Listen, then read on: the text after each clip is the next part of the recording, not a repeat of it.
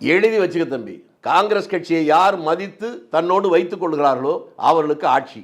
காங்கிரஸ் கட்சியை மதிக்காதவர்கள் எதிர்கட்சி தான். கூட்டணியா சொல்றீங்களா? வேற என்ன சொல்றேன்? ஓகே, முதன்மையான ஒரு கட்சி அப்படிங்கிற மாதிரியான ஒரு சூழலுக்கு அடுத்தடுத்த தேர்தல்களில் எதிர்பார்க்கலாம். நிச்சயம் எதிர்பார்க்கலாம். எங்க நாட்டுக்கு சுதந்திரம் வேணும்னு போராடின கட்சி வரக்கூடாது, சுதந்திரமே வேணான்னு சொன்ன கட்சி தான் இருக்கணுமா?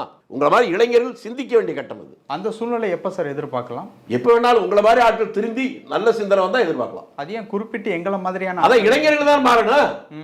இளைஞர்கள் தானே மாற்றத்தை கொண்டு வர முடியும். எந்த ஒரு நாட்டிலும் ஒரு புதிய மாற்றம் வருவது திருப்பத்தினுடைய திருப்பு முனையாக இருக்கிற ஒரு இளைஞர்கள்.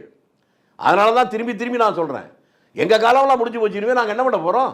நாங்களாம் இறுதி அத்தியாயத்துக்கு வந்துட்டோம். அடுத்த தலைமுறை பிள்ளைகள் உங்களை போன்றவருடைய எதிர்காலம் சிறப்பாக இருக்கிறதுக்கு நாங்க ஏதாவது செய்ய முடியுமான்னு நாங்க யோசிக்கிறோம்.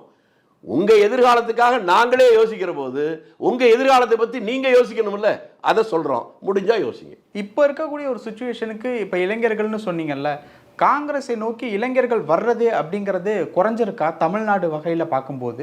நீங்க குறைஞ்சிருக்கா இல்லையா நீங்க தான் சொல்லணும். இப்ப நான் எப்ப சொன்னா குறைஞ்சிருக்கு? இல்ல, குறைஞ்சிருக்கா அப்படிங்கிற மாதிரி ஒரு பார்வை இருக்கு. அதை நீங்க எப்படி பார்க்கறீங்க? நான் என்ன தம்பி, நான் என்ன கேட்கிறேன்னா, சில நேரங்களில் தன்னுடைய கருத்தை சொல்வதற்கு வலிமை இல்லைன்னா தான் இந்த மாதிரி பொதுமைப்படுத்துவாங்க.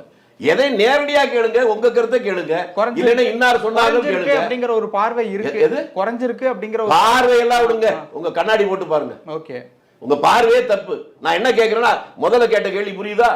இந்த நாட்டுக்கு சுதந்திரத்துக்காக தன்னை அர்ப்பணித்துக் கொண்ட காங்கிரஸ் கட்சிக்கு இளைஞர் வரல என்பது காங்கிரஸ் கட்சியா நட்டம்? இந்த நாடு நாசமா போச்சுன்னு அர்த்தம். நம்ம அந்த எந்த இடத்துல இருக்கோம் அப்படிங்கிற மாதிரியான ஒரு விஷயம் இருக்குல்ல, நம்மளை நோக்கி வரணும்னா நம்ம அதுக்கு எந்த மாதிரியான ஒரு விஷயம்? நான் என்னப்பா சொல்றேன், அது புரியுதாப்பா?